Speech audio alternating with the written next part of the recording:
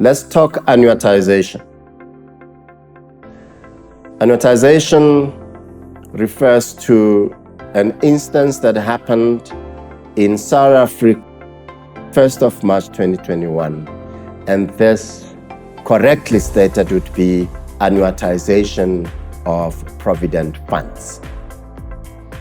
And that immediately should tell you that it does not affect pension fund members. As you are aware, pension fund members at retirement, to the extent that their share of fund is in excess of 247,500 Rand, they would have to take that money 1/3 cash and 2/3 they must buy an annuity. That did not apply to Provident Fund members. Provident Fund members could take whatever it is that they had saved in cash and go do with it however way they wish.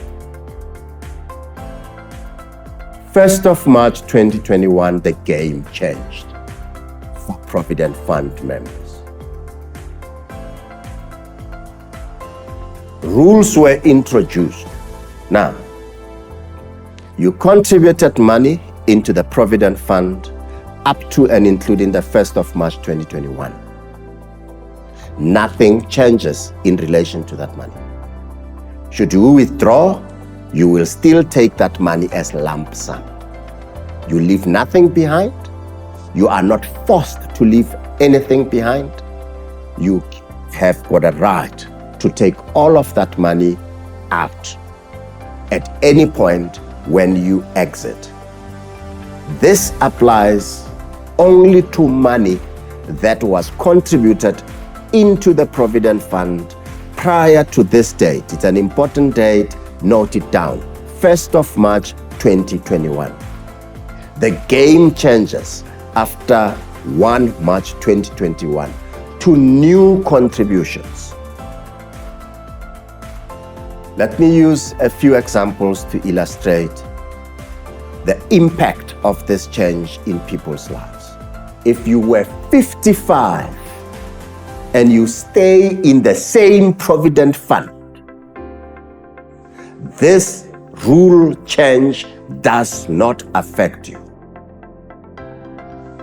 In other words, you are a Provident Fund member, you were 55 years old on the 1st of March 2021, life continues as normal for as long as you stay in the same Provident Fund that you are in. You contributed 400,000 Rand by way of an example. That 400,000 Rand was contributed before the 1st of March 2021. You contribute a further 300,000 Rand. You have got a growth of another 200,000 Rand. You are sitting with 1 million Rand come retirement. If you were 55 before the 1st of March 2021, that entire amount is available to you to withdraw as cash when you retire. So when you're 55, as at the 1st of March 2021, this thing does not affect you. Let's look at another illustration, Sipho. Sipho was 54 on the 1st of March 2021.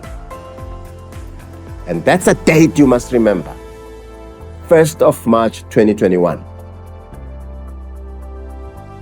He had 353,000 Rand in his Provident Fund as at that date. He contributed a further 40,000 Rand since the end of March 2021, up to and including the 1st of March 2022. Now Sipho wants to withdraw. How much can he take out? He can take out 353,000 Rand plus a further 40,000 Rand subject to a tax directive. In other words, when you're talking a tax directive, that is the directive that comes from the South African Receiver of Revenue, SARS, which says deduct this much tax from him. All right. So 393,000 rand is the total that he can withdraw. Why can he withdraw the entire 40,000 rand, which was contributed after the 1st of March 2021? It is simply because 40,000 rand is less than 247,500.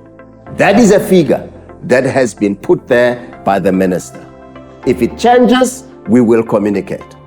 But if it doesn't change, that remains the figure. We have dealt with SIPO. SIPO represented the scenario of people that are below the age of 55. Let us now deal with Madala. Madala is going to turn 65 in December of 2022, and he plans on proceeding on retirement. As at the 1st of March 2021, Madala had 590,000 rand in his provident fund as his share of fund. As at 1 March 2021, that is the amount of money that he had. He went on to contribute a further 50,000 rand after 1 March 2021. What happens when he retires? He retires and he is given a lump sum of 640,000 rand. Why? Because he was above the age of 55 as at the 1st of March 2021.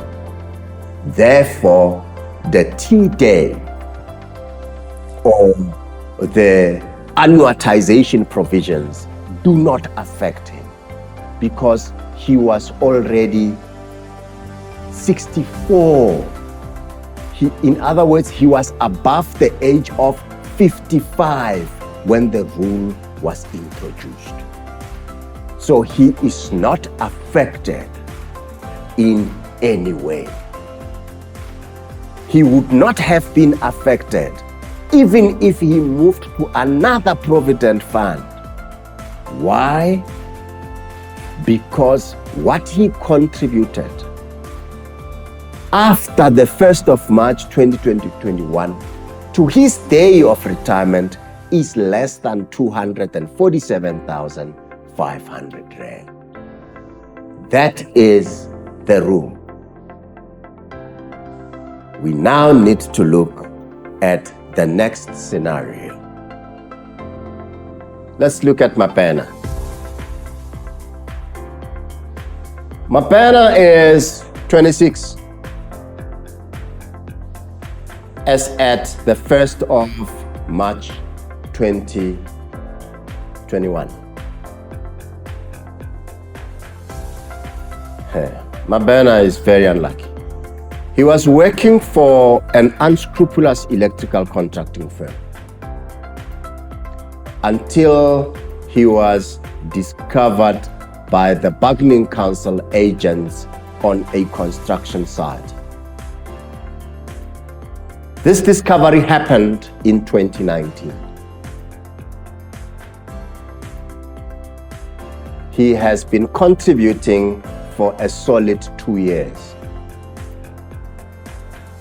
His other years of contribution where he was working were not done. The bargaining council does an assessment and say the employer is owing 2 years and makes an arrangement with the employer to pay. Come the 1st of March 2021, not all the money that was due and payable prior to the 1st of March 2021 is in the Provident Fund. It is yet to be contributed. How will that money be treated in terms of annuitization? How will it be treated? SARS has given a guideline and it says that money must be treated as if it was paid before the 1st of March 2021, because it was due and payable prior to that date. The fact that the employer did not pay it does not take away the rights of Mabena to have that money being treated as if it had been paid in time. Now remember, Mabena is quite young. By the time that Mabena retires, what happens?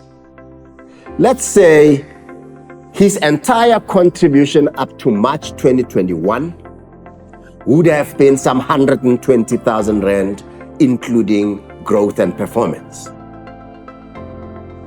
That 120,000 rand, when he retires, is available to him as cash. He can withdraw all of it, go buy some cattle in Nkandla. It's his money. After 1 March 2021, he makes a further contribution of 500,000 rand. You add growth to it, it has grown by another 200,000 rand. So he's got 700 rand.